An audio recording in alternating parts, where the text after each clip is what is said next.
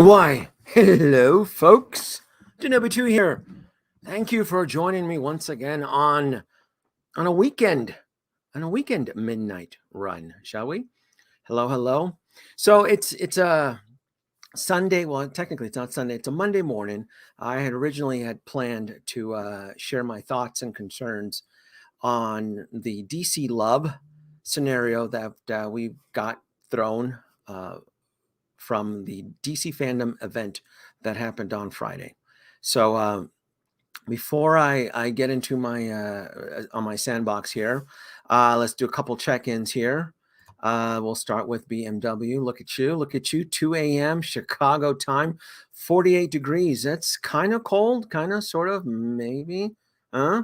All right. Hello, hello. Perth, Australia, 3 p.m. from Perth, Australia. DJ Void, thank you for joining in. Israel Tesfai, hello, hello. Where are you chiming in from, Israel? Charlotte, North Carolina, East Coast folks. Look at you guys. Look at you guys out there. Folks on the East Coast. Hello, Lurie. NKSG, hello. 3:02 p.m. Singapore. Oh, let's check you out. Thank you for joining. Hot Toys has ZC Fingers in the works. Who would have thought Hot Toys Econ, huh? No, that's what we're going to get on here. So my last live stream, the title was "Choose Your Own Adventure." Remember, and it was if collecting Hot Toys was like Game of Thrones, let's add some ingredients to the holodeck here, right? Let's add Marvel, right? Game of Thrones. So the House of Marvel, the House of DC, and the House of Star Wars.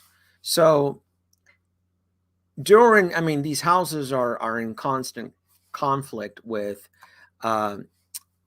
each other, and I would have never thought that the House of DC would have been a threat. Now, to help me continue this midnight run, I have asked for my buddy James to join me. Hello, James. Say hello. Join in. Hey, Danoby. How you going? Thank you so much. You're gonna help me, though. Am I loud and clear? Can you hear me? I'm trying a new setup. So I can hear you nice and clear. Nice beautiful. And clear. Good to hear. I got one job for you, James, and it's to prevent me from running into a tangent, because I do want to keep this within an hour and a half. Otherwise, I'll keep rambling. And there's a lot of ideas in my head. There's a lot of ideas. 2 a.m. in South Texas. Let me do a couple more check-ins, James, and I'm gonna throw you a little curveball question. Greetings, Danoby. I like that idea of promoting that grease you use. Good job. Oh, that's right. The silicone grease. Chiming in from Minnesota, 2 a.m. Portugal, 8:01 a.m. from Portugal, Spain. You know, see, look, I'm going into a tangent already. I did the ancestry.com. I ran my DNA, and I'm like 70% Portugal. And I'm probably pronouncing this wrong, Soji, right? But I'm like 70% Portugal. Oh, Portugal. wow. Yeah. Can you speak anything, Danoby? If I was to wake up in Tijuana, Mexico, let's just say I can navigate my way back into the United States. Does that make sense? That's good to know. Yeah. With a passport or without? I can probably do it without the passport. Sí. ¿Tú me puedes ayudar, por favor? Anthony from California. And then DJ Void says hello to James. You misspelled James, though. That's an insult. I should. You know what I'm gonna have to create? I'm gonna have to create negative points, right? Because this right here would have been a negative 10 points. What's that? We should be keeping a tally for the regular suspects. And Dreamonics from New Zealand. Very cool. I plan on going to New Zealand one day and looking for that volcano so I can throw a ring into it. Go on that. I've been to New Zealand, actually, Danoby. I've been to New Zealand twice, actually. So I've been to the South Island. Did you walk the Shire? Did you barefooted? I haven't been to the Shire. I believe that's in the North Island, but I went for I went twice. Once is when I was still at school. I did a school hike, and I hiked 4 days, and we literally hiked across. You know, you see in Lord of the Rings how you see them walking across the tops of the mountains. Mm-hmm. We did that. That was one of the days. I literally felt like I was in Middle Earth for 4 days. It was such an amazing experience. Then I went back with family. A few years later, when I was 18, and we did the whole of the South Island. So I've got to go back to do the North to go see Hobbitland, but and where the set actually was. But yeah, it's a beautiful place. I'm jealous because it's, you know, my field trips were to SeaWorld, so and Epcot. That's where, but you got to go on the journey with the fellowship.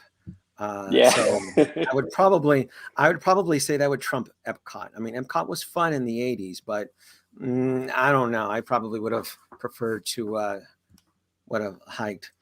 Well, you basically got Tatooine at your doorstep, so that's true. That's true. I do have the Tatooine, and then if I head out a little bit north to California, I can make believe that I'm in the forest moon of Endor. Yeah. So that is cool.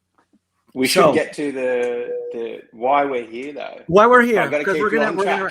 You're supposed to help me. I told you. Yes. We're on track. Onto the DC. All right. It's been a big weekend for them. So I wanted to do this last night, and I had reached out to you, and I had family in town, and you had, you know, with the same situation.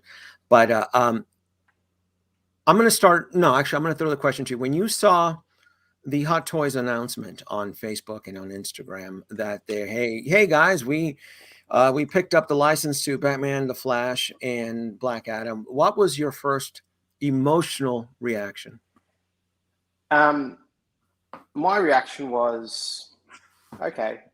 It was just okay, and my second thought was, let's see if you actually do anything with these licenses, because I'm pretty sure Hot Toys teased us with the Joker when that film came out, and we're yet to see anything from that film. So not Joker. Didn't tease it? No, the Joaquin I could have sworn I saw a tease for Joker. No, like not the actual figure, but you know how they put the logos here. I was pretty sure we got something. I could be wrong. Somebody in the audience will have to break that. Yeah, somebody. But I could be wrong, but I'm pretty certain I remember seeing that. But I will happily admit if I'm wrong. But irrespective of whether that occurred or not, Hot Toys is known to not deliver on things. Oh yeah, and they do with Shazam as well, as you can see in the comments here. But Hot Toys is known to not always deliver. So you know, I've learned, and I'm sure you have as well. Until something goes up for pre-order, it's nothing certain. Yeah. So I was like, it's nice that they've acquired the license, and also we know that Howard Chan loves to collect licenses to prevent competition. So yeah, like for me it was like, okay, cool. I'll see what you do with it, if anything, because we're still yet to see a Shazam figure. So well, I never held my breath for Shazam. The topic for Luis here is that this is DC Love. This is the announcement of Hot Toys kind of flexing their muscles that, hey folks, we picked up Batman, we picked up The Flash, and we picked up Black Adam. And there's been mixed opinions throughout the community. To end on the Joker situation, I know why Hot Toys didn't have that license, and that was the reason why all the third-party schlocky little companies picked it up and they started mass producing the whole Joaquin. And then the license eventually became available, and then we got those, you know, quarter scale statues and from Prime Studios or Blitzway or somebody. So we do have Joaquin Phoenix merchandise, but it's mostly in the statues. They may have the license. I don't know if it's worth their time, because there's been so much third party knocks on this particular character that there may Yeah, not be a market yeah, for an official license, which is fine. I don't. yeah, To yeah. me, The- that ship has sailed with the whole Joaquin Joker 1/6 scale. So yeah, I think where I saw it to maybe might have been Facebook. They put up something like a quick tease. They may have taken it down, but I could have sworn I saw something. They said, look forward to seeing something from Joker soon, or it might have been like a throwaway sentence. But I do remember seeing it, and there was discussions at the time, and it just never happened. Because I remember seeing people say, there was mention of it by Hot Toys, but where is it? yeah. So, look, yeah, I could be wrong, but I'm pretty certain I did see something, and that aside, Hot Toys has teased stuff and not delivered. And look, I have no doubt that we will see something or figures from the Batman. As we were discussing the other night on a quick FaceTime, my thoughts on the Dark Knight and what it did for Hot Toys and Batman as a character, and it's his importance to Hot Toys and its success as a company. And I know there's a lot of speculation about, things like 89 Batmobile reissue and all sorts of different things. There's a wide range of opinions. So I've seen the trailer. Seen the trailer about 3 times. I have really mixed. Is this the Batman? This is the Batman trailer. Yeah. Have you seen the like Batman trailer? Huh?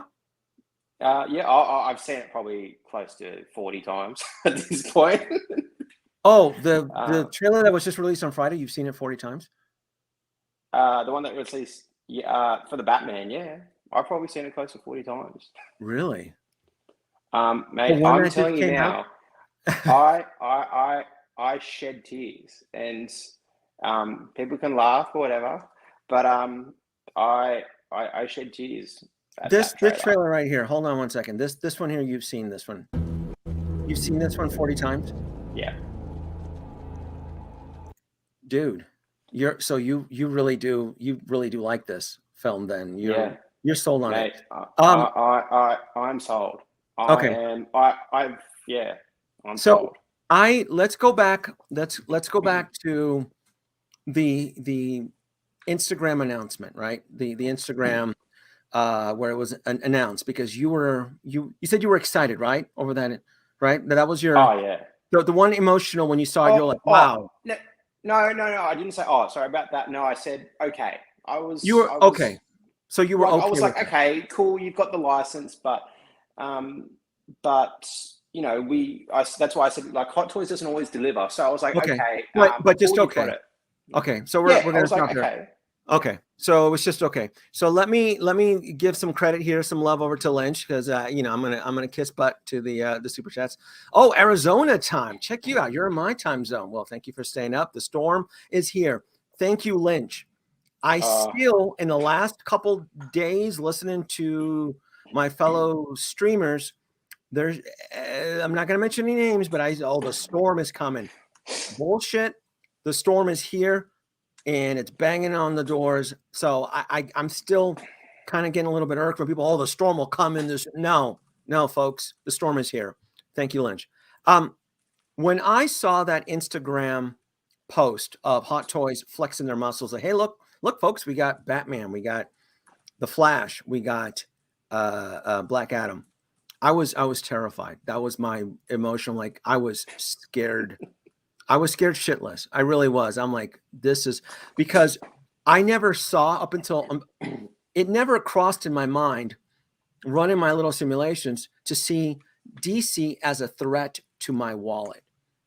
And I saw that, and for me, it was like you kids out there are out of your mind, pre-ordering all the Star Wars. Anytime Star Wars throws up, folks out there are going crazy. Versus me, in my head, I like to think 4-dimensionally. Well, we're Back to the Future. We still have 2 more events. We still have Spider-Man coming up. We still have all this other stuff. So I don't like to paint myself into a corner and I like to keep my options open. I'm still going to probably get majority of the Star Wars figures. It's mostly as your opinion. But when I saw the Instagram post, I was terrified because like, oh my God, what is this? What's that meme, James? I'm never going to financially survive this. That's what went through my head. That's exactly what went through my head. Because Batman, regardless if this movie is phenomenal or it's panned, right? They're gonna go all out. They're gonna go all out with the figures, and I'm gonna be tempted to get majority of them. I'm not excited about the trailer. I've seen it 3 times, and I had to stop watching the trailer because the more I see it, the more I get disappointed with it. Oh wow. It's very lackluster. It's paint by the numbers. It has a lot of Christopher Nolan pee all over it. It looked like Christopher Nolan stood from the top of a building and he kind of peed all over it. I'm not sold on Robert Pattinson. I mean, he looks like he can be bullied. Looks like someone can knock him over and steal his lunch money. I get concerned. I'm the complete opposite. I get concerned. I get concerned when Colin Farrell is stealing the show and everybody's reviews. Everybody in the press is like, "Oh, Colin Farrell is going to be the breakout." Blah blah blah. Colin Farrell is the Penguin. Oh, how about this cat over here called Batman? Does anybody care about Batman? The Riddler, you don't see much of him, and it's a different. I need more data, right? I'm not gonna. To me, the trailer was. It felt like the trailer wasn't taking chances. It doesn't. You have to understand though. Every few years we get a Batman film. It's just like Spider-Man, right? Yeah. What do you show me what you got, right? Rick and Morty, show me what you got. So that was like, oh okay. I can't keep watching this trailer because the more I keep watching it, the more I'm finding myself being disappointed by it. Did you like the Planet of the Apes trilogy that Matt Reeves did the last 2 films? Because that's the same director. He did the last 2 and he's directing this. I don't have any. I mean, I didn't.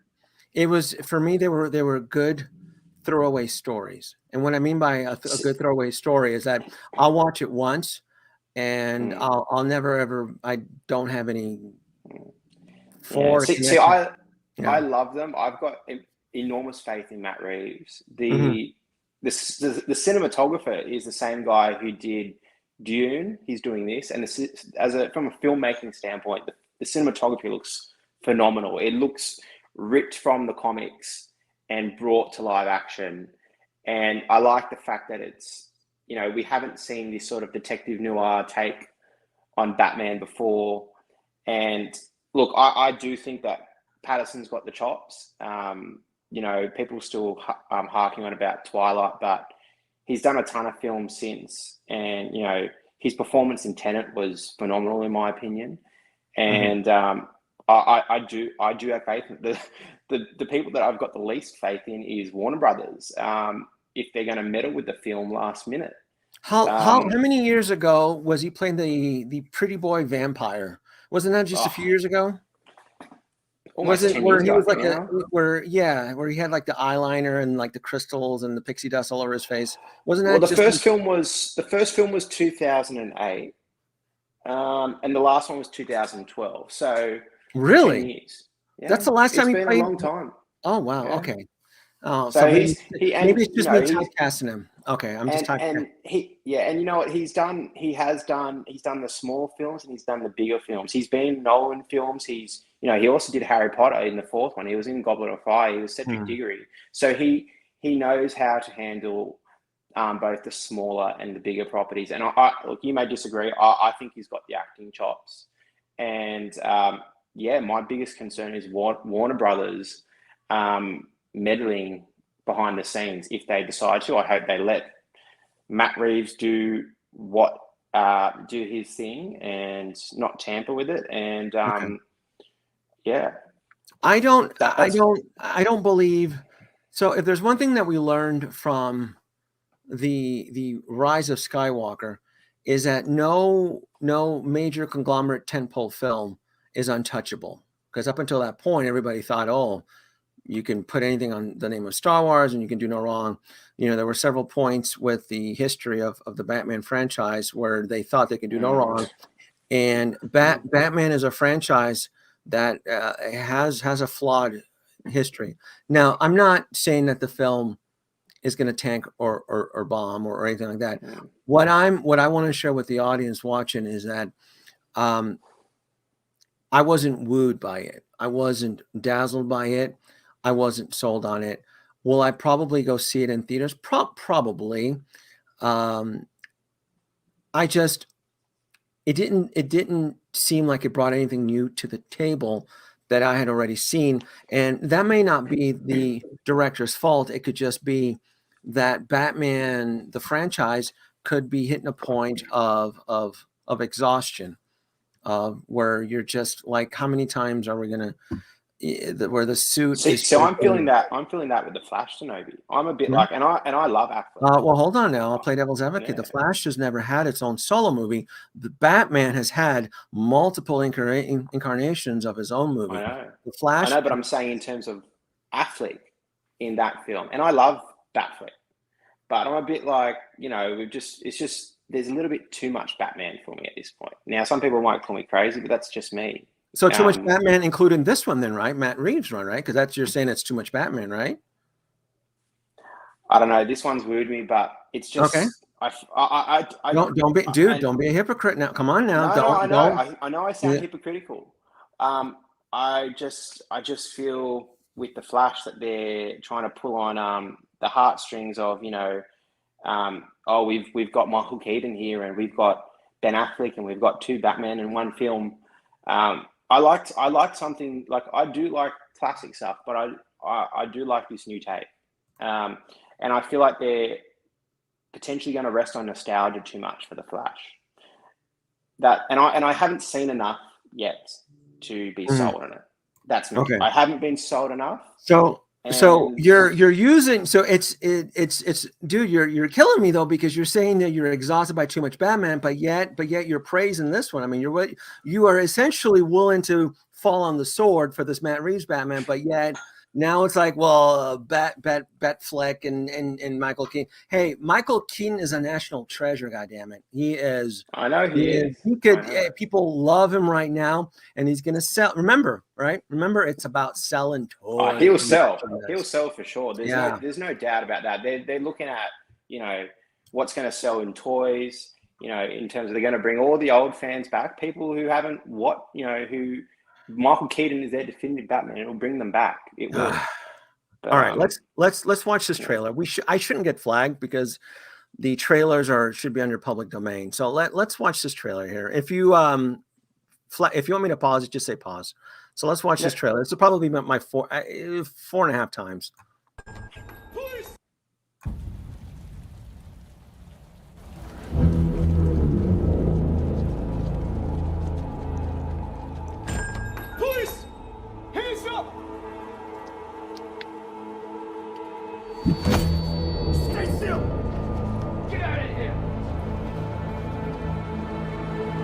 Now, I paused it because I couldn't even get through it.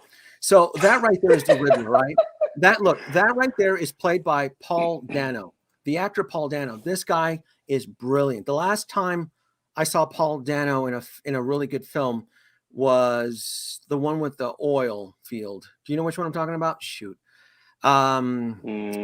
With Daniel Day-Lewis, and he played the creep, the creepy white dude in the film. I don't know the one you're talking about. Yeah, maybe. What the hell? Oh my God, I'm gonna have to. Paul Dano. He's creepy. He's such a good actor. But oh my God, I'm gonna have to pull up his somebody. Oh, There Will Be Blood. Thank you. There Will Be Blood. So remember what I said? It's about selling merchandise, right? Yeah. All right. Are we to assume that Paul Dano is going to wear the trademark outfit, the Riddler outfit? Because I'm not going to spend $250 on Paul Dano wearing a jacket, a rain jacket. All right. Well, Danoby, look how popular Bane was from The Dark Knight Rises, and Bane had a costume. Bane had a mask. that changed his voice that kids could put on, and Yep. years later we're still pretending to be Ben, aren't we? Right? It's that Yeah, emotional, that's fair enough. kid friendly. So I'm help me out though, Jay. I'm not trying to bash the film. Look, hey, No, I know. I The look, other thing I you will add, you have your Justice League Hot Toys license. I know your story. I know you did, and so do I. And if I pick on this film, it's because I do sincerely want it to succeed, but don't sell me Paul Dano wearing creepy pedo glasses and a raincoat. Well, Danoby, he may come out with a. I need something iconic, something cool, something fantasy, something whimsical for me to come out with $250 to put this guy on my shelf next to my figures. All right, I'm gonna hit play. All right, this is commentated on this video. If you want me to pause, just say, hey, Danoby, pause. No worries.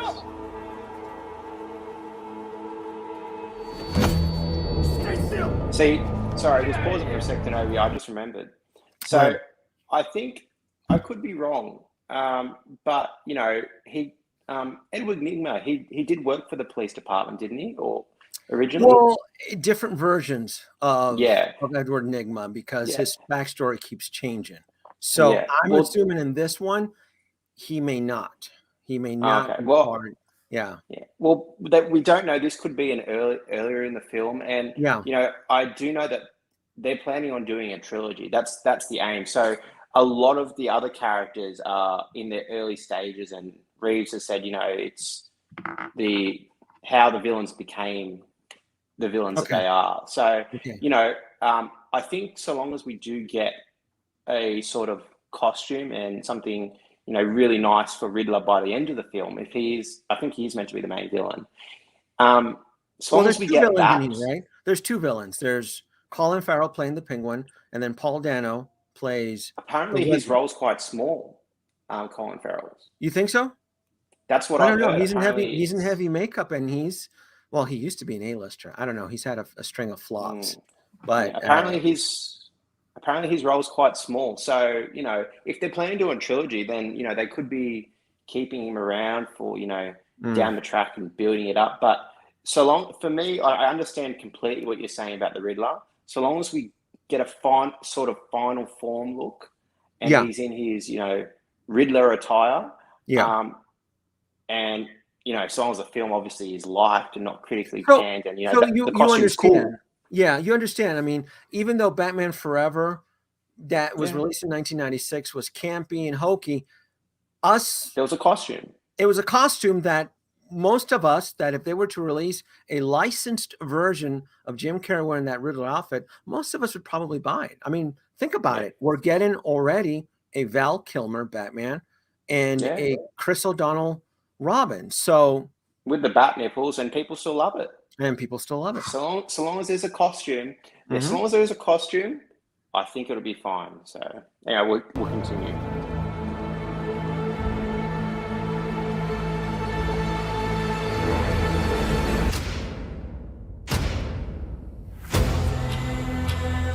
Fear is a tool. But when that light hits the sky, it's not just a call. It's a warning.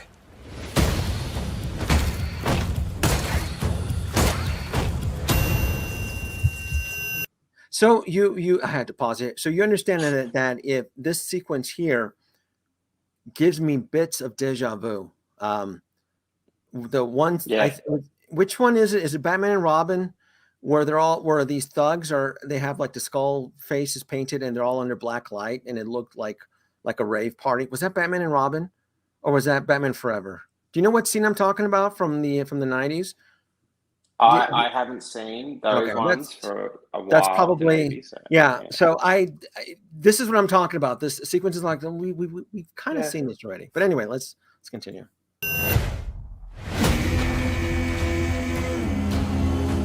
I've been trying to reach you. Burn the God! Sorry, that also reminded me. That scene there, you know, the Dark Knight did the interrogation. The Dark Knight interrogation scene is so iconic in cinema. And I think, to even come close to that, if they're going to do an interrogation scene, it's going to be tough, The collector knows what I'm talking about. I'm sorry to pause you to interrupt you. Batman It was Batman and Robin. He knows exactly. The collector knows Batman. exactly what scene I'm referring The collector, to. Yeah. But anyway. But yeah, I think I understand what you're saying, because that when he's interrogating there, that is in my eyes quite similar to The Dark Knight, and to beat that scene, that's a tall order, and I don't think they can. I don't know if they can even come close to that scene where Bale interrogates Heath Ledger. No, so that's legendary. Yeah. Legendary. Yeah. Anyway, you can Riddler's the match. I can take care of myself.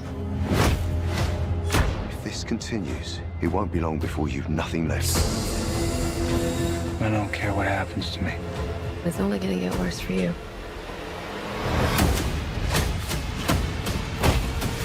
Whoa, take it easy, sweetheart. Hear everything they say, ain't you? Maybe we're not so different. Who are you under there?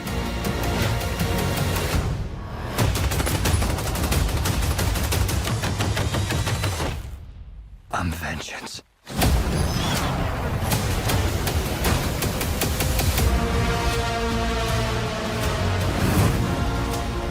What's black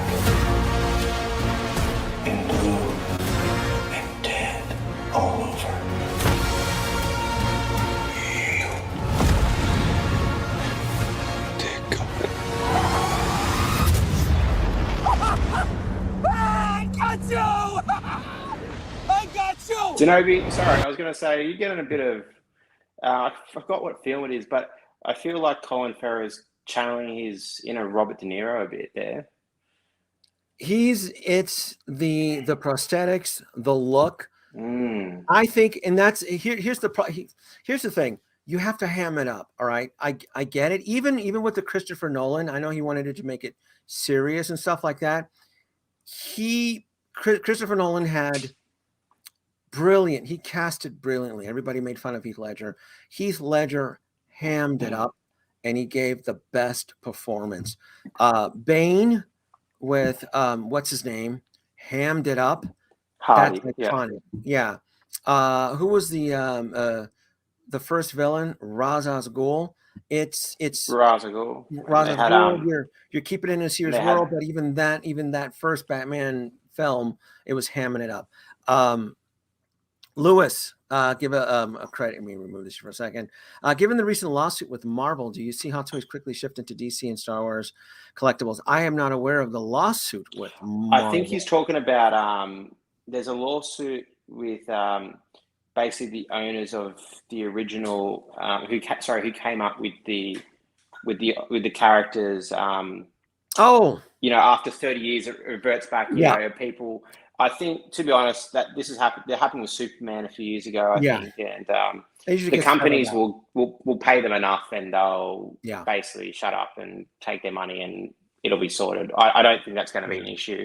I don't think the mouse has got too much money, so I don't think so either. Let me let's go.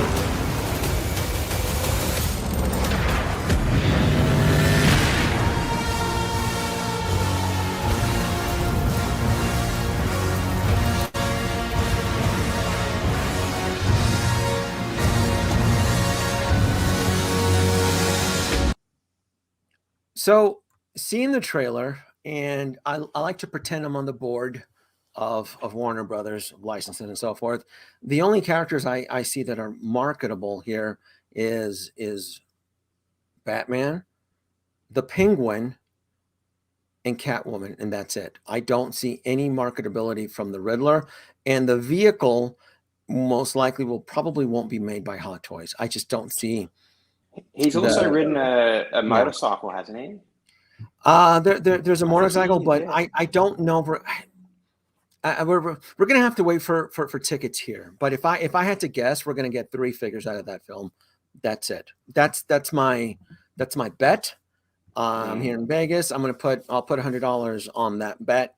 and it'll be like a trifecta bet. I think we'll get, like, assuming it's critically and financially successful, there'll be more figures for sure.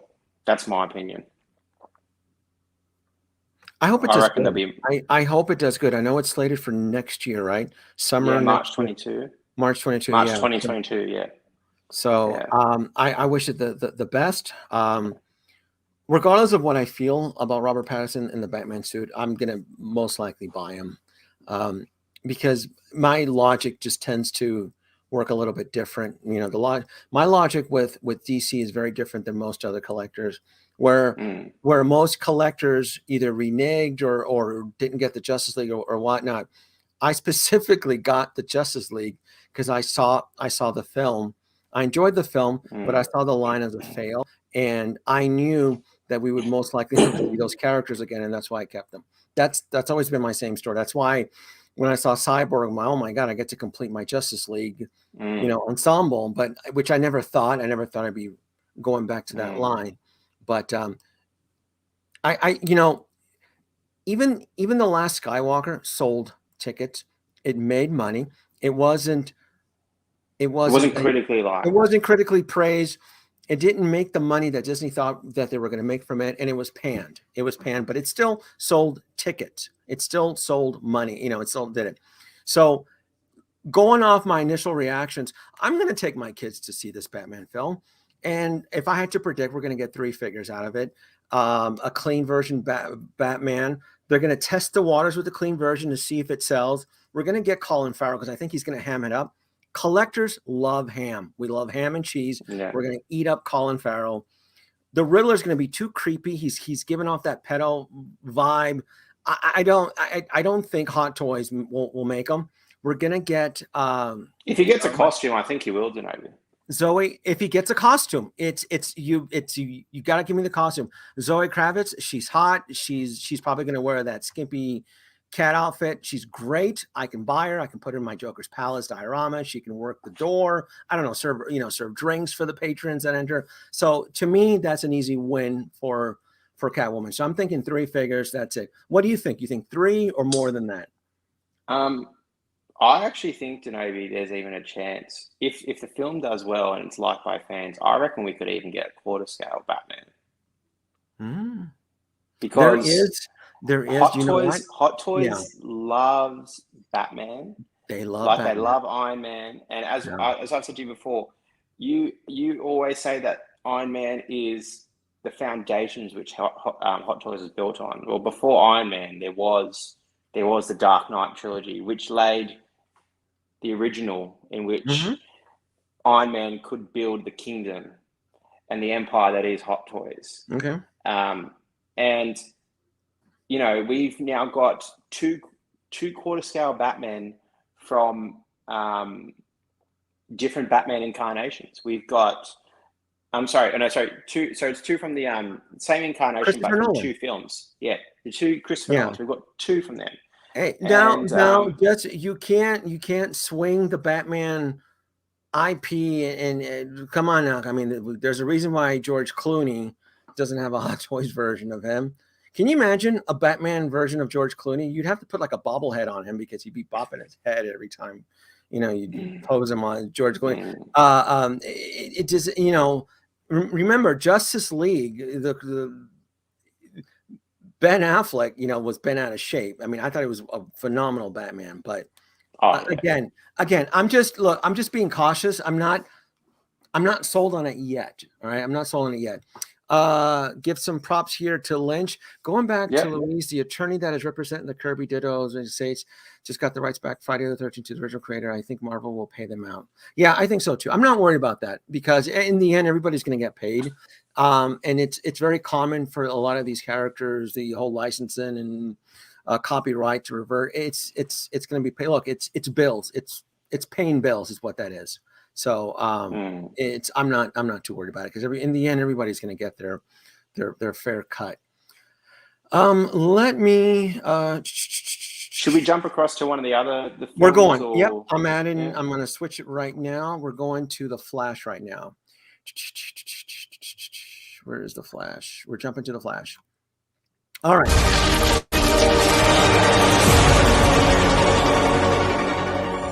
Greetings, DC Fandom and Domers.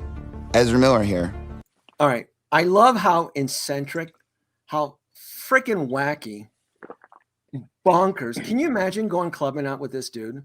I would wake up with like my kidney missing if I ever partied with Ezra. Can you? I think he'd be dropping a few pills as well. I would wake up tired. He's Alan from The Hangover, and you would be Stu, who's probably lost a tooth. He's fucking. He's awesome. I'm like, yeah. I would need a chaperone. If Ezra Miller invited us to go party with him, I would have to hire someone to chaperone. Like, can you make sure that I arrive safely home? Because he is just bonkers. But I do like him as the Flash. I really, really do. I do like Ezra Miller. I think he's so friggin' bonkers. But yeah, I just, and then his whole intro here where he's awkward, like he's have you seen this intro, this opening? Yeah, I have. He's authentic, Danoby. You know what? He's so authentic. He's just like, I really don't want to be doing this, but I'm contractually obligated to tell you guys about my movie. Live from the set of The Flash, it looks like this. We're very excited to show you the movie, and we can't yet because we're still making it. We wanted to show you a teaser, but we can't because we don't have enough material to make a teaser yet. We can't make a trailer, but we do have this small sneak peek that my maestro Andy and I have put together that we really hope you'll enjoy. And I will see you in theaters later next year, or more importantly, you will see me. I love your sense of humor, Danoby. Who's humor? What? His? Ezra Miller's. Oh, it's yeah. He's like I said, you can see how awkward he is in that intro. Yeah, it's awesome. Tell me something. You can go anywhere you want, right? Any timeline, any universe.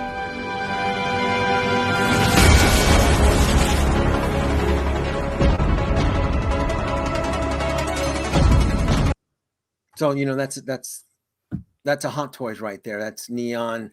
I don't know how they're going to pull this off, though, because I'm like, they're clearly going to make a Hot Toys version of this suit.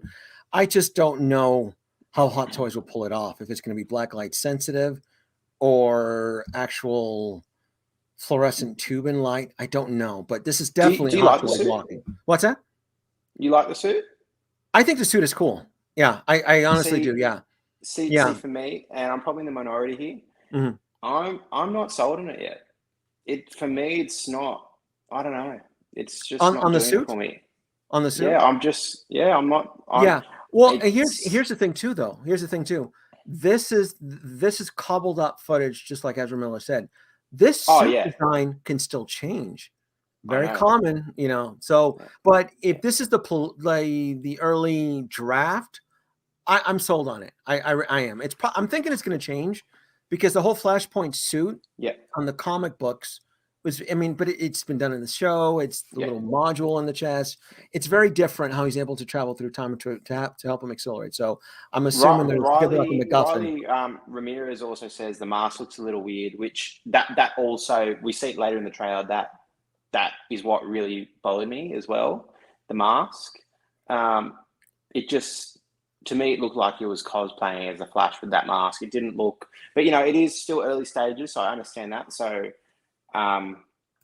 yeah, look, maybe I'm being harsh. Is it really lynched? Because I never read the New 52, and it could be. It very well. Remember, it's all about nostalgia and reference points. So this suit could be lifted specifically for I think it is. So it very well could be. Why do you want to stay and fight to save this one? You change the future. And you change the past.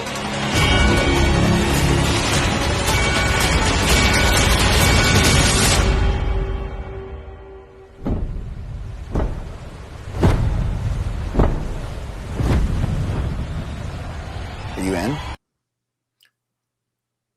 It's Michael Keaton in that suit is just gonna. I mean, it's the equivalent of Alfred Molina as Doc Ock. Oh I mean, yeah, it is the this complete. movie. Yeah. This movie, even if the Batman is a better film and liked and more critically and financially successful, I still think in terms of toy collecting, this Flash film is going to sell more figures and more figures are going to be made because I think you've got three figures right there, and you've got the Michael Keaton, and there's apparently Cavill's going to show up. There's going to be Affleck. There's going to be, like most of the Justice League apparently showing up. Is Gal Gadot in it? I think she. I bet you think it's Cyborg will rumored be that in she's it. got an I bet you appearance. Cyborg. No, will I be in think it. Cyborg. Yeah, Cyborg has apparently been omitted. He was in earlier incarnations of the script, but I think almost all of them are potentially rumored to show up, or some are even confirmed, except for Cyborg. So I think this film is going to have Howard Chen wet in his pants because he knows that DC fans are going to be jerking off and waiting for these figures to be released. No, you're right. This is the one that's giving me the heartburn. This is the one that's like, oh my God, I'm never going to financially recover from this because of all the rumored cameos. But it's DC pulling the same, and that's fine, DC. As long as it's a good script, just give me a decent. Doesn't even have to be a phenomenal script. Just make it a decent story, because I don't think that the Spider-Man Far From Home or Return From Home with Doctors, I think it's another camp fest. Let's get everybody in there to sell merchandise. I don't expect a strong script from that Spider-Man third film, but it's crammed with so much nostalgia that most fans aren't really going to care. And I'm thinking that's what DC's doing here. And I'm more excited for this one. I think all the cameos. Can you imagine? I mean, come on, George. Can you imagine if George Clooney shows up? You can't get Val Kilmer though, because he can't speak and he's falling apart. But if George Clooney was asked, I bet you he would do it just for shits and giggles.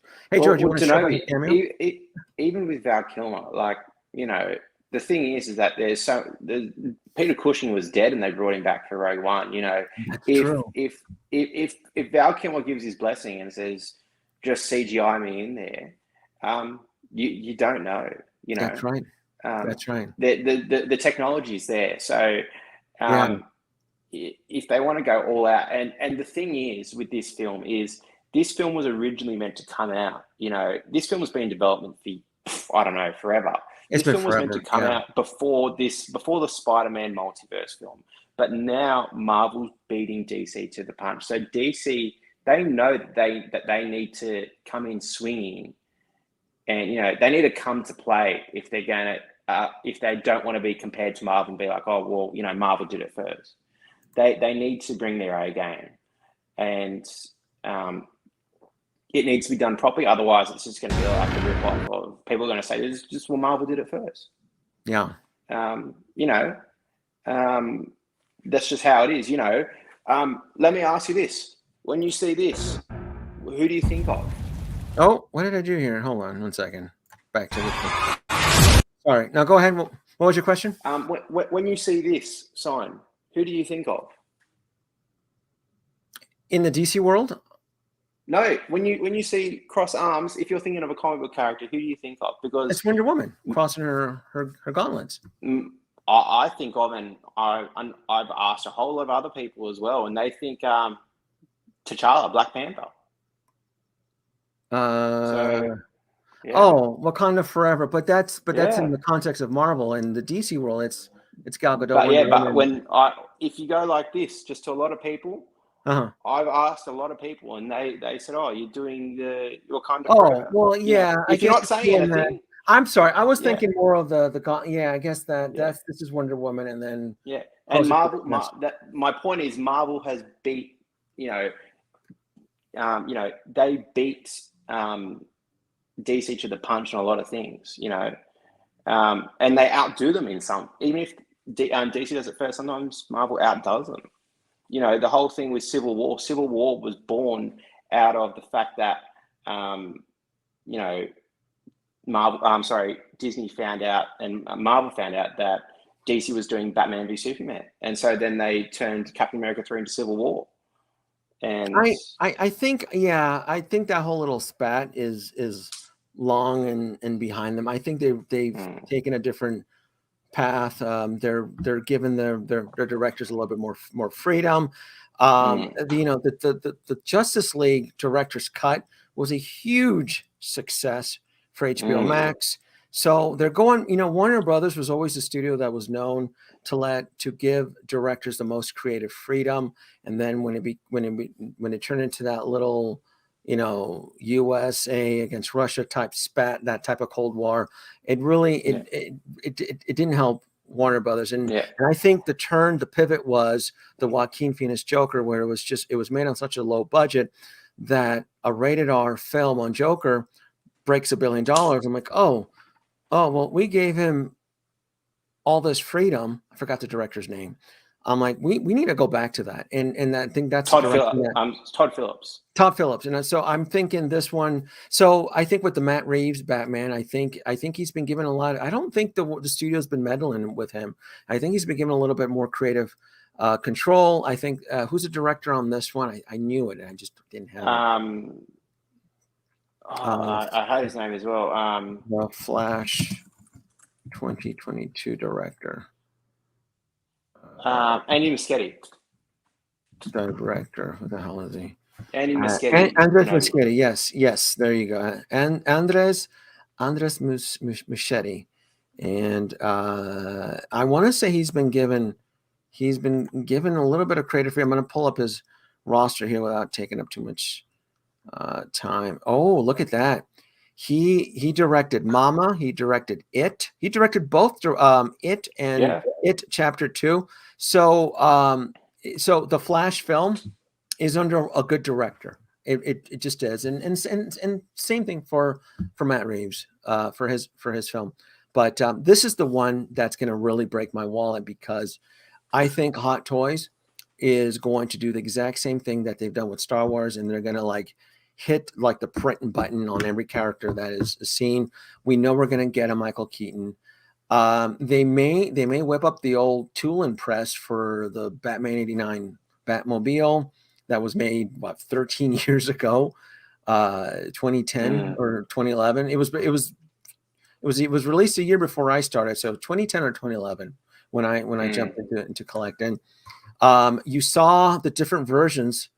I'm assuming these are alternate versions of Flash, right? Well, apparently there's even rumors that the villain could be an evil version of Barry. So reverse Flash. Reverse. Yeah, Flash. they could be changing the mythos a little bit. So who knows? But and on a side note, Danoby, there's also talks because Discovery is merging with Warner Brothers. So there's even talks that Justice League 2 and 3 could potentially happen. There's within the Snyder Cut community. There's even it's a perfect time for DC to shine, since Marvel is jumping all over the place right now with the Loki series, and Marvel seems to be more dedicated to the Disney Plus shows anyway. So up until we get the Spider-Man film and Doctor Strange and the Mouth of Madness, or that's a few years. Multiverse of Madness, yeah, and then the Eternal Multiverse of Madness is Multiverse of Madness is next year. Is it next year? And then the Eternals is this year. Eternals is Christmas. So let's finish this trailer off real quick.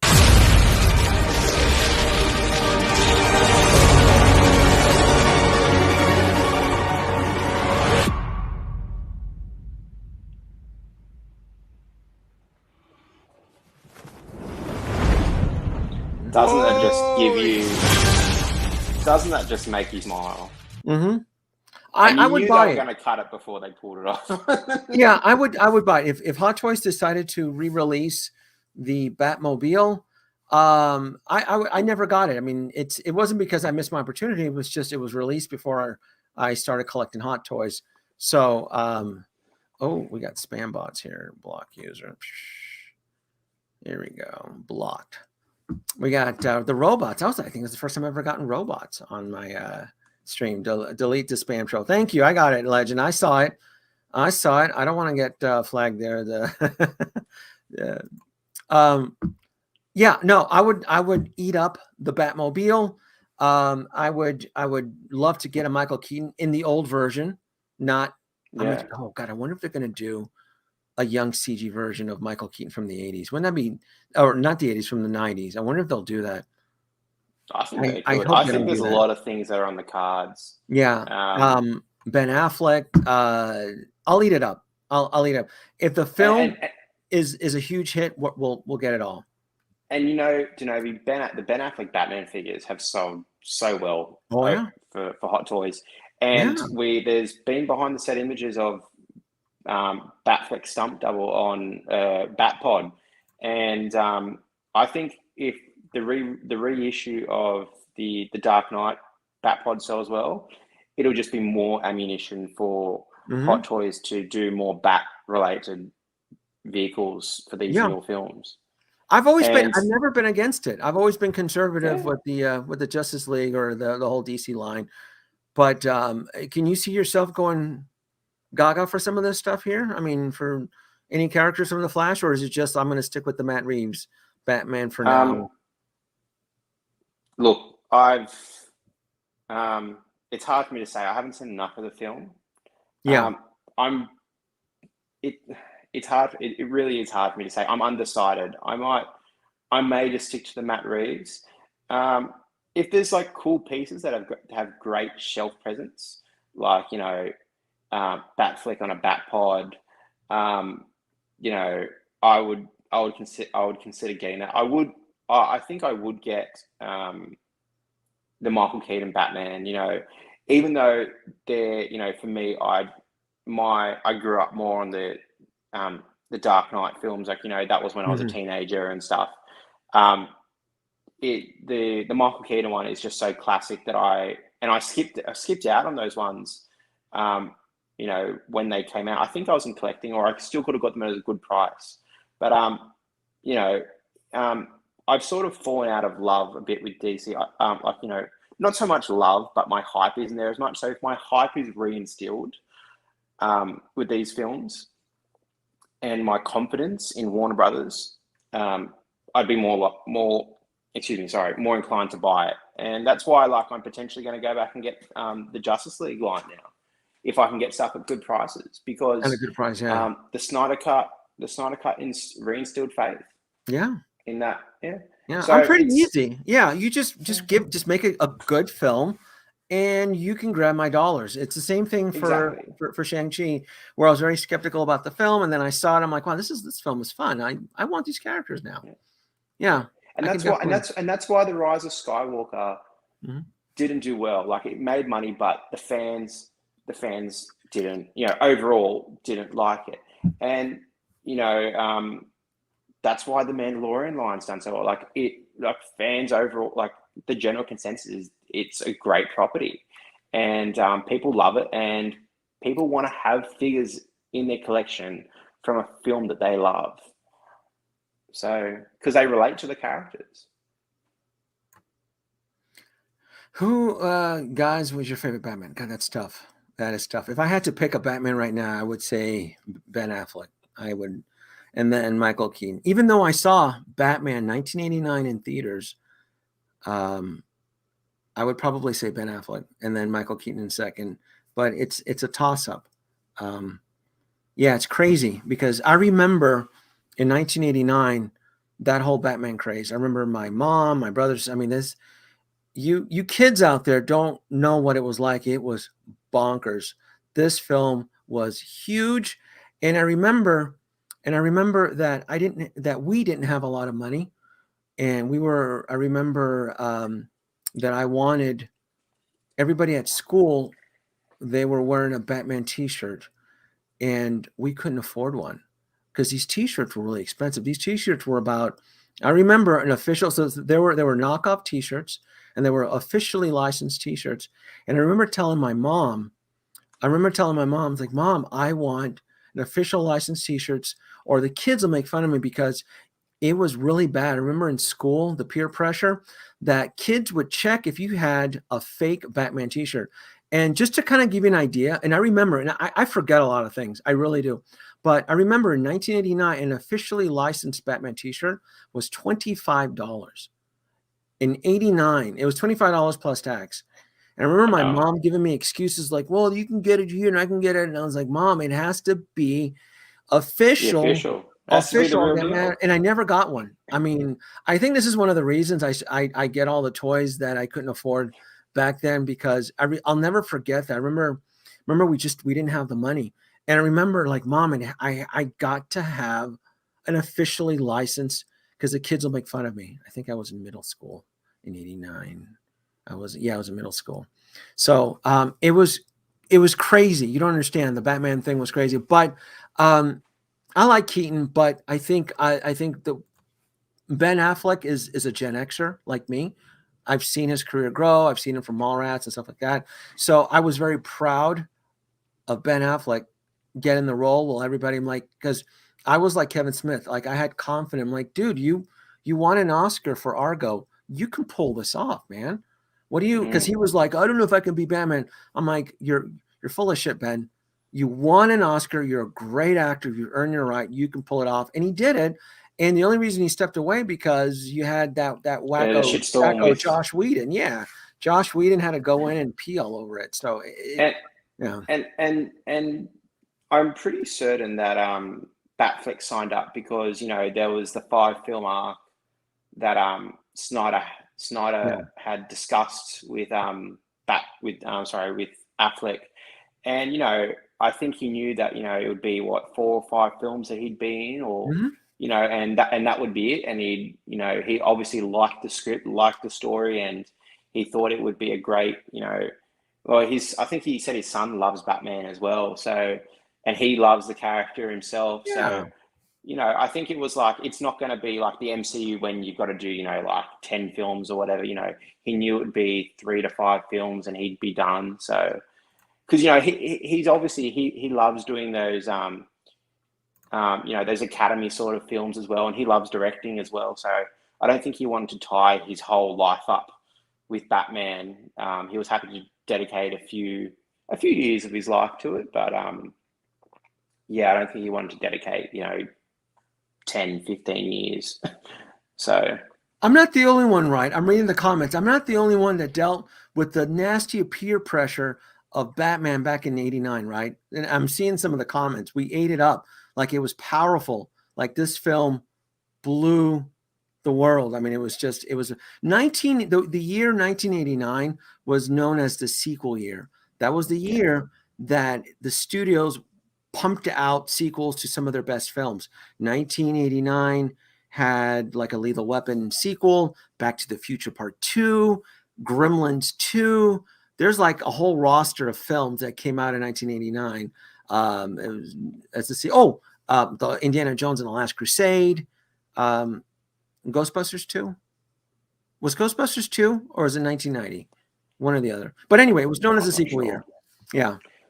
I felt like 2019 was the end of everything, Danoby. It was Endgame, end of Star Wars. People that love Supernatural that ended. There was a few other things that ended as well that year.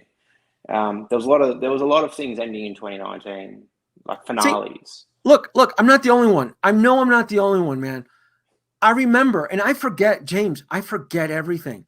But emotional, traumatic events, I remember that officially licensed Batman t-shirt was $25 in 1989, and we couldn't afford it.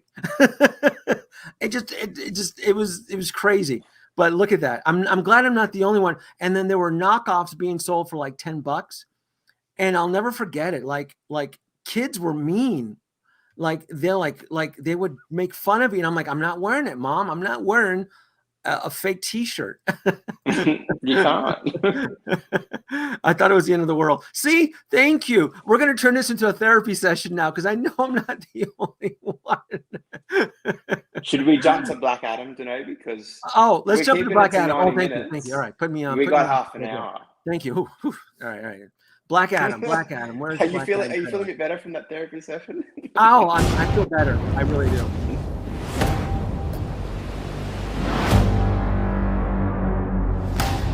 I've never seen the likes of it before. So Pierce Brosnan hamming it up, kissing the script and the director's ass is just awesome. I mean, this shows you how good of an actor Pierce Brosnan is. Regardless if Pierce Brosnan thinks that this script is trash, he's going to give his best performance in this interview. Oh, yeah. He's going to convince you. And I'm looking at him. I'm like, dude, this is why you were James Bond, because you're selling this to me, regardless if this script is trash, which Having done James Bond for 10 years, 4 films, I love it how they've got a nothing name drop. compares. What's that? I love it how he's got a name drop, having done James Bond for this period of time. It's like if you didn't believe I was legit already, just remember I did James Bond. Yeah. Well, he's filling in the role. So you have a veteran, legendary actor like Pierce Brosnan in the same way as Michael Douglas was in Ant-Man. Nobody believed. Everybody was like, Ant-Man. But you had he's bringing legitimacy to it. What's that? He's bringing legitimacy to the project. Yes, that's what it is. That's what Michael Douglas did to Ant-Man, and that's what Pierce Brosnan is doing to this one. Because come on now. Come on. Dwayne "The Rock" Johnson and Jungle Cruise. My kids bullied me to pay for that on Disney Plus. I was not happy with that, dude. The Rock plays himself in everything. It's The Rock. Oh boy. My little one was like, Daddy, I want to see the Jungle Cruise. I'm like, baby, can we wait till it's free? I want to see it now. It's like, oh God, what a waste. Anyway. To this. I play Hawkman. Cyclone. I will say though, a Hawkman figure based on that actor. Oh, that would be sounds awesome. Sounds awesome. It's just like, oh, that's pretty cool. I'm excited about that. Adam Smasher. Dr. Fate. Sorry, Danoby, I was just going to say. What's that?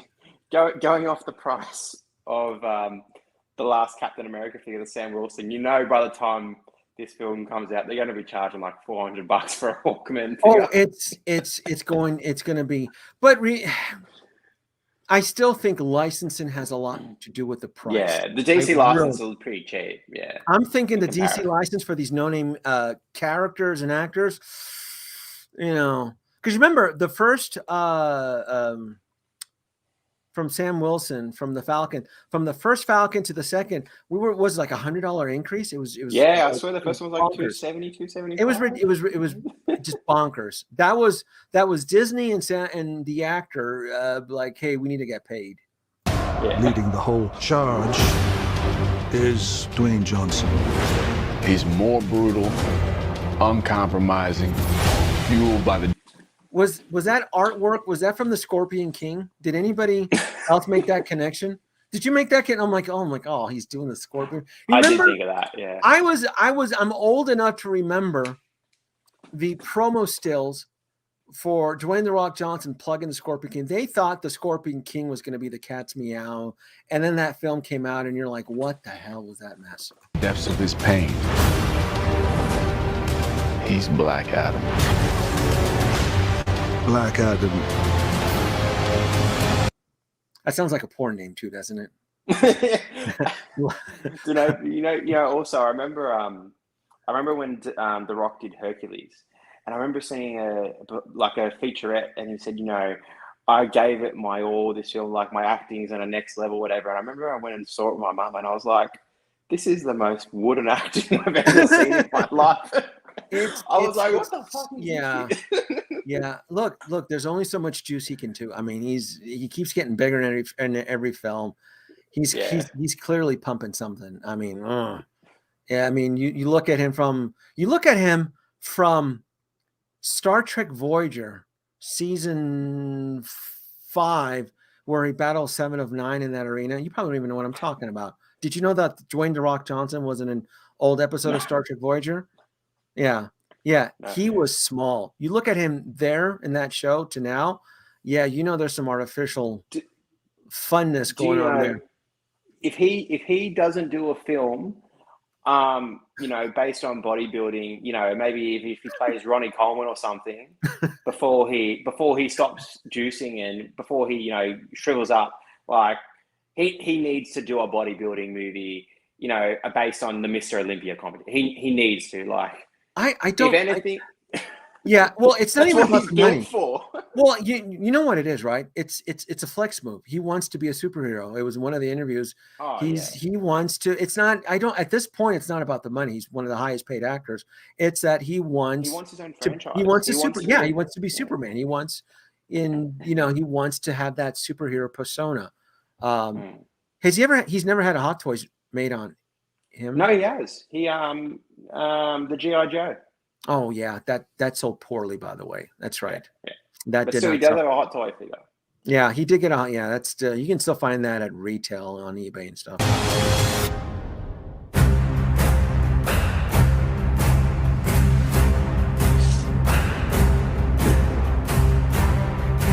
Hey, DC Fandom, and hello to everyone watching around the world. I am so excited right now to be here and to talk to you about the man in black himself, Black Adam. Now, as you guys know, this character, this film, this universe has been a gigantic passion project of mine for a very long time. And I have worked so hard, worked these hands, these calluses, my fingers to the bone on this project because it's the kind of project that I know comes along once in a lifetime. And the truth is, I was born to play Black Adam. Now, we've just started the post-production process, which is so exciting. And the film has, without question, some of the biggest action sequences I have ever been a part of. And I am so proud. You know, he says that in every film. You know, the Jungle Cruise had some of the best action sequences. Well, you got to commend him for his work ethic and his good business nature. Like he's a good businessman. He is. He sure is. I'm excited of our incredible team who are working away to create breathtaking, holy shit scenes that I know you're really going to love. Now, even though we're still working away, this is DC Fandom. So I felt like I had to bring you guys just a little something special. Now, you know me, guys, and you know, I always like to say that you, the audience, the people, you guys are my #1 boss. So I got together with my director, Jalma Colette-Serra, and we put together a little glimpse of one of the opening scenes of the movie when Black Adam is first revealed. Now, what you're gonna see here is why the hierarchy of power in the DC universe is about to change. I hope you enjoy this very first look at the man in black himself. So, just to be clear, though, Black Adam is stronger than Superman, right? Because he deals with magic, right? I think so. I'm not I'm not 100% certain, but I think he can. Like, he can definitely take Superman on. Yeah, I never read the comic book. Is there a DC historian amongst us? Black Adam is stronger than Superman, right? Because he's magical, and magic has always been a weakness to Superman. I believe so. I want to say so, and I'm pretty sure that Dwayne "The Rock" Johnson wants to go toe to toe with Superman. Oh, he wants to. Did you see the Boss Logic concept art? Official concept art, or I've seen fan made art and comic books. Boss Logic, I think he teamed up with The Rock to make that concept art of Superman and Black Adam going at it. I'm pretty sure he teamed up with The Rock to do that concept art. The Rock wants to fight Superman, and Henry Cavill's agent is I think The Rock's ex-wife or something. But I think they've got the same manager. I think so. I do think it will happen eventually. They will fight each other on the screen. So. Hold on, okay, that's what I thought. I Am Legend here. That's correct. Stronger than Super Duper. Yeah, the magic. It's always been that's always been his Achilles heel. Shazam needs all members to fight Black Adam because and that's the other thing too. Black Adam is evil, right? Isn't he a bad guy? Black Adam is evil, or is he an anti-hero like Venom? So I think maybe anti-hero. I think he goes between the two. Okay, because he's killed people. See, I'm not that versed. I need a DC historian. I know there's a DC anti-hero. Okay, so he's another Venom. Thank you. That's what I thought. I thought he was an anti-hero. All right, let's finish this little stream. I mean the video here. Anti-hero. Black Adam.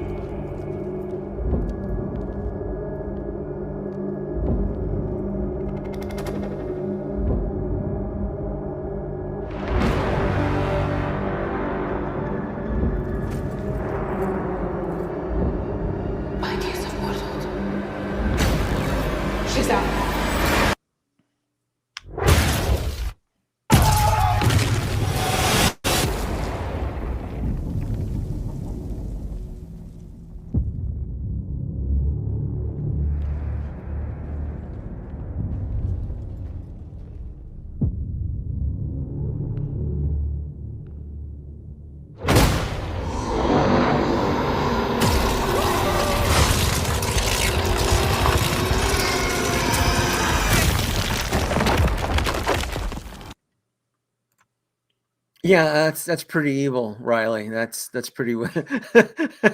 Yeah, that's controversial there.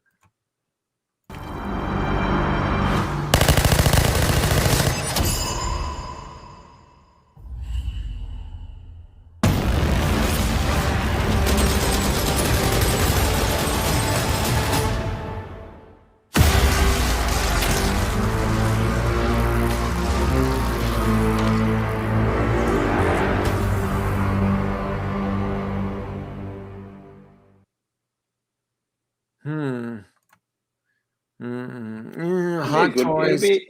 I think The Rock would love to have his own hot toy as Black Adam. I think he would even go as far as calling Howard Chan, asking him to make one. It would be a kick in the balls though if he gets his Hot Toys version before Shazam though. That's gonna, yeah. Look, Shazam looks hokey though. I saw that. Well, they updated the suit for the new film, so yeah, it still looks. Yeah, it still looks like an action figure. I mean, not saying that we're not collecting action figures. It looks very toy centric. Very, I don't know. I get it that look, we all want to buy we all want to sell merchandise. I totally understand that. But Black Adam looks more of a cooler action figure in Hot Toys form versus Shazam. I like the film. As far as Shazam, I enjoyed it. I watched it once. I have no interest ever going back to it. I wasn't in love with the world. It was a good script. I mean, it did its job. It sold tickets, and that was it. I didn't really. It's not like the Justice League Snyder cut. No. I saw that what 3.5 times, 4 times. I just kept watching it because I just was blown away by the whole world and how much of a cut it really changed from Joss Whedon. Wonder Woman. Danoby, I think we lost the stream. It got stream unavailable. I've got it streaming on my laptop here. I think you got hit. Yep. I'll show you. Oh no. Oh. Damn it, Rock. Damn, DMC. So am I not on the oh no. No, we're not live. Oops. Sucks. Can you still see the comments? Damn DMC. Yeah, I can still see it. We're back. We're back. Huh? Are we back? Yeah, we're back. We're back. Okay, good. Okay. I was going to say, typically Warner Brothers doesn't flag when it's teaser promos like that. They usually don't. Disney does, though. Disney does, so you're supposed to stop and comment. And then I figured that if the video would get demonetized, I can still argue it because I did not play any of the trailers from start to finish. I did pause it on purpose, not only to comment and question on it. So, but no, sorry. I wonder what that was. I wonder, was it a copyright thing? Do you think that's what it was? You're back. I'm not sure. Midnight Show goes on. Thank you. Yeah, I'm following the rules, folks. I'm so sorry. I'm glad I didn't end it because I was about to. I'm like, that sucks though, because I saw other people, like one of the comments says that everybody was commenting on the videos. And I'm like, yeah, you're allowed to do that. You're allowed to under fair use. And I did purposely stop the videos and commented on it. That way, if the stream did get flagged, I can dispute it. I love the comment how it's like, I love how people immediately blame Warner Brothers. No, it's not Warner Brothers. No, they're not like that though. They really aren't. They really actually do prefer the promotion. But if the stream was flagged, it probably would have just been YouTube's algorithms just kicking in because they're silly. So, but we are back though, right? So final thoughts on that trailer. Do you need more to be sold on Black Adam, or look, I'm gonna go see the film irrespective. Yeah. Of the trailers. Look, I know The Rock. It's been a passion project of his. I'm not expecting something groundbreaking, but I think it'll be a fun time. I don't know if I'm not really collecting DC as much now. If I do, it's only really the Dark Knight or Batman stuff here and there. Well, I don't think I'd buy the figures, but I'll go see the film. I'll go see it opening weekend. Yeah. I'm not sold on shelling out what, $350 for Black Adam, right? With the different head sculpts and if and I don't think it'll be in this film, maybe in a sequel, but if there was Black Adam versus Superman, then and they made Black Adam and Superman figures, then that's a different story. That's an epic fight. Yeah. That is a different story. That changes the game. But if that's not in there, then I don't know. Black Adam versus Superman, kind of like Batman versus Superman. Oh my God, that would be awesome. I think they'd save that for the sequel. I would eat that up. I would. Yeah. I would. And you know what? Eat that up. And then if they brought in Shazam, if Superman brought in Shazam for help, oh dude, then you'd have to buy the Shazam. Then if he brought the Shazam family and it was Superman and the Shazam family versus Black Adam, it's gonna happen. I'm with Riley. In the Shazam man. That's right. We already got to see Henry Cavill. Yeah. Do you guys know why we couldn't see his face? Does anybody know that? Do you know? I don't think he wanted to play ball with making. I think that I don't know if they wanted to just do it for free or I think it was. He had his mustache. Yes. He had his mustache. Right. He was still filming the Mission Impossible, and but that I was think he was a little bit pissed off with that as well, Danoby. I think he was a little bit pissed off with the whole Justice League thing as well. So yeah, he was pretty sorry about that. Yeah. Not him. It was a double. I was told it was him. Buzz. It was not. I mean, Buzz. I was under. He it was said a double. It. Was it a double? It was a double. I thought it was him. I thought he wanted to do it. No, it wasn't him. Correct. It was Mission Impossible. Okay, maybe that's why. I thought it was him. Yeah, that was his man. Yeah. Should we get on to the Dark Knight tease? The what? The dark? The Batman tease, the Dark Knight quarter scale tease. Oh, that's right. Yeah. Is it on Sideshow? Because I figure that's what a lot of people are also here for. Oh yeah, that wasn't. We might have to go to an hour and 40, Danoby. All right, here. Well, okay. You know what? Let's jump on the Sideshow here for a second. Let's go to Sideshow here. So, because there's multiple houses, right? Like I started off the midnight run. There's the House of Marvel, House of DC, House of Star Wars. I never really saw the House of DC as a threat, but this flex of Hot Toys really spooked me because I'm already trying to juggle finishing up on Marvel and then going into Spider-Man I'm trying to finish up on the Endgame line, prepping up for the Spider-Man line and all the Spider-Man goodness that we're going to get, Green Goblin, Doc Ock, all that good fun stuff. And on the other side, battling the storm, making sure that the shutters are nice and tight for the Star Wars mayhem.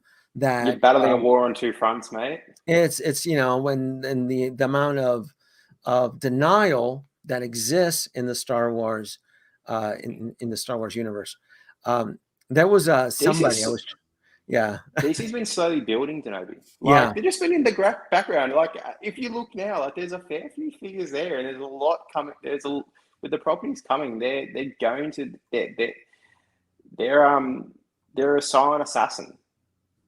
Yeah, it's and DC figures hold value very strong and competitively as Star Wars. So I know everybody's in love with Star Wars right now, but you really still, even if you're a 50-50 DC fan, you still want to kind of keep an eye on certain things that will blow up hugely in the secondary market.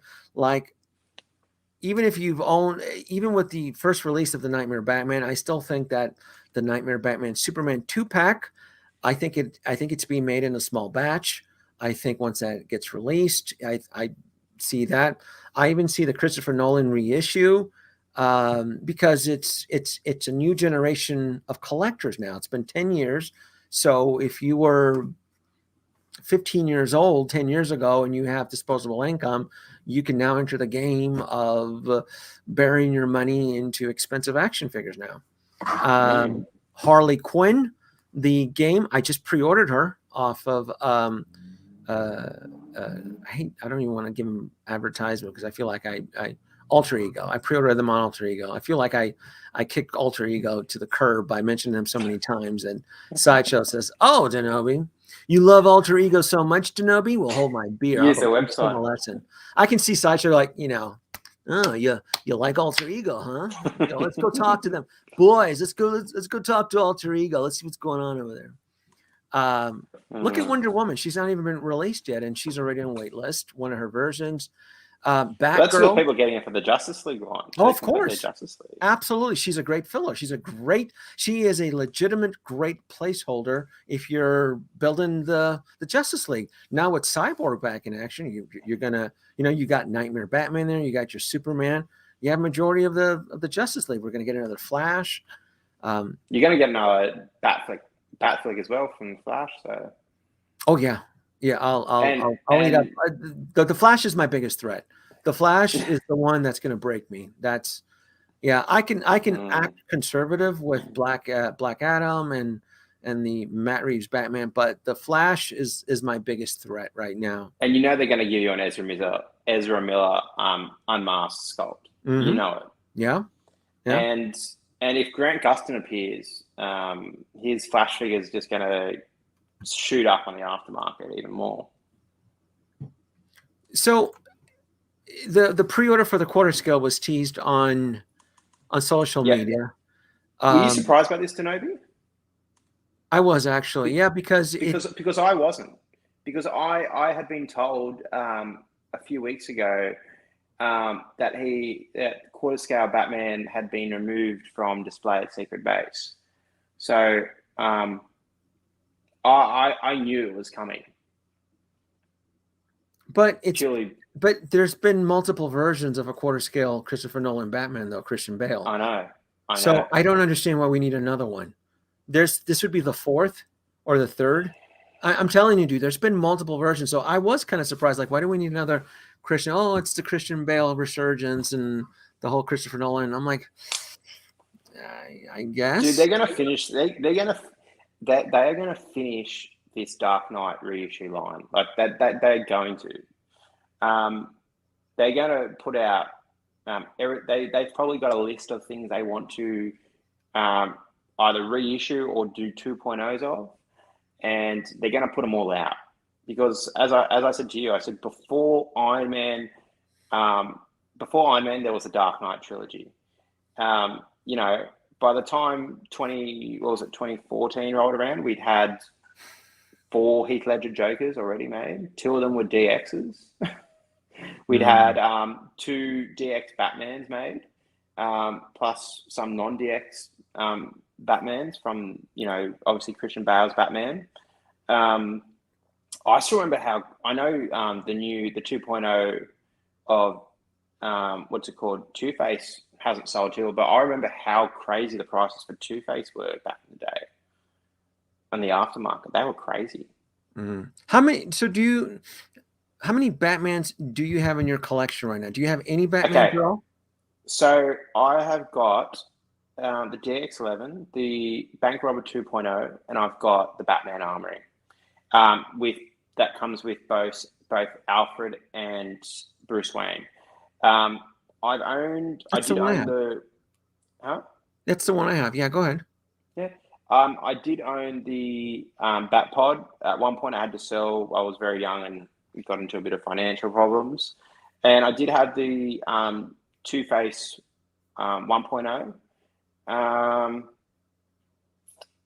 I think that's all that I've ever had. You don't need, I guess my question is, you don't need another Christian Bale Batman in your collection. You're set, right? I'm honestly considering this piece. I'm honestly considering it. Like another Christian Bale Batman, or the quarter scale. Well, I'm gonna get the new DX Bale Batman that they announced 6 months ago.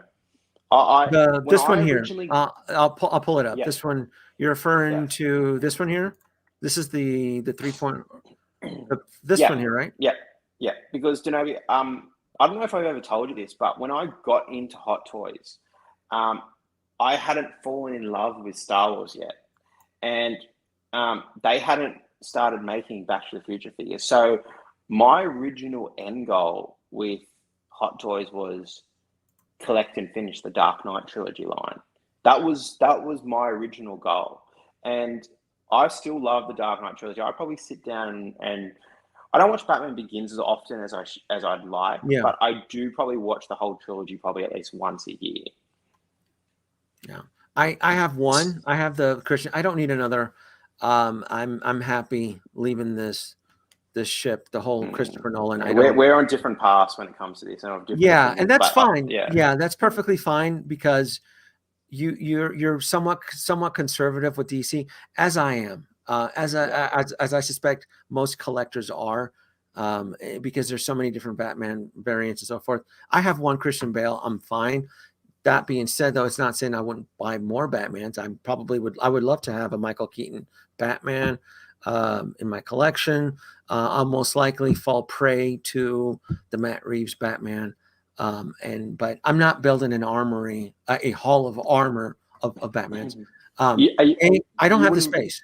Mm-hmm. Would you pre-order the was it the Queen Studios 1/3 or 1/6 Selena Kyle and Batpod, or you're not going down that path? No, because it looks a nice looking piece. Yeah, no. But what I would get though, one-offs is that no one talks about is that I will definitely get the Batman Forever Val Kilmer and the Robin. Yeah. Those are, to me, those are so unique and so iconic and part of because I saw these films in theaters in the late 90s, and I remember that. So that to me is unique. I don't need another 3.0 Christian Bale. I don't. That's no.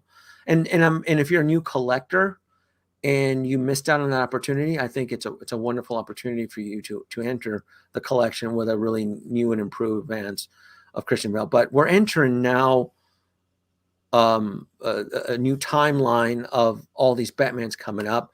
So now I'm forced to really with DC. I was conservative already. Now I'm going to go extra conservative. I'm like, all right, I really need to focus on which of these DC characters, because I still have Spider-Man, Marvel in the background, and I still got the nonsense of Star Wars and their whole mayhem of pre-order drops and shipments and stuff like that. Really quick though, I want to answer Buzz's comment here about the Flash fig and metal suit. I saw that, and I probably will not be getting it. You know what he's talking about? I saw it. Yeah. I'm not a big fan of bootleg unlicensed figures, because every time I purchase an unlicensed bootleg figure, it's never what I expect and what's advertised all the time. I'm not kidding. Every time I purchase an unlicensed figure, what is shown is never what I get. The last one I got was the Michael Jackson. Now, the head sculpt was completely different than what was advertised. I'm happy with the head sculpt, but that was not what was advertised. Happens all the time. I get that. The Doc Ock figure, the Blade Runner figures, every time. It's always so. This metal suit of an unlicensed Flash, I'm not interested in that at all, because it's not going to be what's being advertised. And most likely, we may be able to get it. There's a good chance. Huh? Hot Toys could do it as a Toy Fair exclusive, or if with the Discovery merger, I do think there'll be more of a push once again. Like, there's still a push from the Snyder Cut fandom, but I do think that hype for it will be reinvigorated, and the fandom will rally behind it and try and get Discovery to see the value in Snyder Cut and the Snyderverse, and do the sequels, or at least Justice League 2. I do. Yeah, he's time traveling in Flashpoint. Who's to say he doesn't cross into the Justice League? We don't know that. What if that's one of his missions? And if there's one thing I've learned about adapting a comic book is that they reference the comic book material of Flashpoint, right? It could be completely different. He time travels. We love that whole sequence of him using the time force or the speed force. So who's to say he doesn't go back and alert the team of Darkseid? We don't know that. That's my point. So there's still is a good chance that we can probably get a licensed version of that version of the Flash. There really is. And it's not on Sideshow, is it? The teased. No, it's on. Is there a good chance it'll get released, or is it just another graveyard tease? I hate wasting my time on graveyard teases. I do think it will get released. You know, the fact that it's not in, you know, from what I've heard, it's not being displayed in Secret Base, or the original, you know, quarter scale Dark Knight Rises Batman is not being displayed in Secret Base. I do think it will get made. Hot Toys knows that, you know, Batman sells, especially the stuff, you know, Christian Bale Batman. You know, I do really think it will get released. It's just a matter of when. So it's a different clientele. Most quarter scales, most collectors who collect 1/6 scale aren't even phased by the quarter scale. It's such a limited. I mean, especially now where we're getting bombarded with all these drops. What's it going to be, $600-700, right, or something like that? So it's such a different clientele for that. I don't have quarter scales in my collection. You know, main reason is what a real estate is price, and then the space. They're space hogs. They take up a lot of real estate. Especially now, you can get statues a lot of time that look better at the same scale. Yeah, and that's the problem too. That's a good point too. Where some cases you can get statues that are more detailed in that scale. So, but and maybe when the first one came out, the first Dark Knight Rises quarter scale, I think, was it quarter scale? It was the second quarter. It was one of the earlier Hot Toys quarter scales. The statue, the detail on statues wasn't at where it is at now. So I think in that sort of scale, the game has changed a bit. So in recent years, do you get what I'm saying? No, I 100% do. Yeah, I do. I just know that when it comes to that type of scale and price point, it is such a niche. It falls into such a small category. I don't even remember where I saw the teaser. Maybe I saw it on Reddit. Oh, here it is. I saw it on. It'd be on Instagram. It was on Instagram. The quarter scale Dark Knight Rises. I'm telling you, I feel like this is just it's a reissue, right? It's on Instagram. It's a reissue, right? Well, it's got a different base for starters. Oh, semantics now. hey, but reissue and 2.0. I also reckon they might do a new head sculpt, or, you know, but still, it's a different. It's a, you know, for me, the main gripe that I had with it, Danoby, is if I get it, the base looks like it's a lot higher, which for me, I'm like, I'd prefer the lower profile base of the first one, because the higher base takes up. Would you sell it $700 for that quarter scale Batman? Well, there's a few things that come into play. It's the price and when it's going to drop. I forbid you to buying that, and I'm going to tell you why. I forbid you from buying this quarter scale, because the price would probably scare me a little bit, to be honest. I'll probably be like, I could probably get 2 Hot Toys. And we have we still have 2 Back to the Future events coming up, dude. So yeah, well, dude, we could be sitting here Friday night talking about Back to the Future, because it's October 21st in a few days. So that's what I'm telling you. As a friend, I forbid you from buying that quarter scale, because we still have 2 Back to the Future events, and if that DeLorean drops, whatever version of the DeLorean we get, you know, you have to focus on getting it and overtime. I will do whatever. Yeah, whatever it takes. Show no mercy. You have to get as Captain America, whatever it takes. Yeah. So. No, absolutely. I am going to end the stream now. I hit the 1:30 mark, And because I'm telling you, I'll keep rambling here. You know what I would love to release? I wonder if we should do Ghostbusters. You think Hot Toys doesn't have the Ghostbusters line, right? It's Blitzway. Blitzway has it, doesn't they? Yeah. Do they still have the license? Yeah, Blitzway had dude. the last one. Yeah. I hope they do. And look, I was saying, I commented on Nate's stream yesterday. I said I hope Blitzway gets the license to Dune, and I hope the film does well, because Hot Toys just doesn't have the time, and they won't put the energy into it. I do hope that a good company like Blitzway picks up the license and they do that, and I do hope they revisit the Ghostbusters line as well. I hope so too. I really do, because that movie was awesome. And I'm very jealous that you got to see it. Yeah, and it's just, I'm telling you, I wanted to, like, I walked out of that panel like, I want a plasma wand, I want an ecto wand, and I just want to, like, they made it fun catching ghost again, and I think that's what I really enjoyed it. The last time I felt that was from Ghostbusters 2 in the courthouse sequence, when the guys get together and they're catching the Scoleri brothers out of the court, and like they recreated something very similar to that in the film, and I'm like, and I was rooting for them. I'm like, this is so much fun. How come those chicks back in 2016 can make it fun? You know, I just don't get it. I don't get it. But I hope they make Hot Toys of everybody. And I mean everybody. I'm talking all the Ghostbusters. So that's another streams conversation.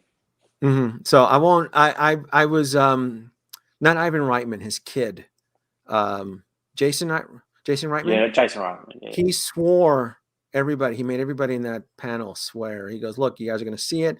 You guys are going to want to spoil it." I goes, "I'm holding you guys to a promise." So, I promised Jason Reitman I wouldn't spoil it, and I'm sure it's probably like on Wikipedia, but don't. It really is worth. There is a lot of surprises in the film. It's a lot of fan service, but it's so much worth it. And when does it come out in theaters? Like November something, November 20th, or I think it's a Thanksgiving film. Either way, dude, it's been pushed in Australia. It's been pushed. So my schedule's different to yours. Like, I'm not even getting Dune to December. I think Ghostbusters is coming out January 1st here, which I'm just spewing about. So yeah. I'm gonna take my little girl, because I know how influential she gets. So I know when she walks out of that theater, it's like, I know she's gonna want to be a Ghostbuster. So, and everyone also hit the like button, by the way. Well, before we end the stream. Oh yes, please hit the like button. Hit the like button so I can and then because this was such a Monday morning stream. I know a lot of you folks out there, when you log in, you'll be probably listening to us bitch on your commute to work tomorrow morning. So thank you, James. Thank you so much for hanging out with me. Thanks for having me. And I'm thinking the next time we're gonna get together is gonna be for Back to the Future Love. I'm talking like it's gonna be good. Back to the Future. Oh man, give us a biff. Just give us that bloody DeLorean first. Give us a damn DeLorean. Give us something. Anyway, we'll be on October 21st. We'll be like, what's the guy's name from what's that meme where it's like, just shut up and take my money? We'll be like, just that's give right. it to us. That's right. That is so right. Anyway.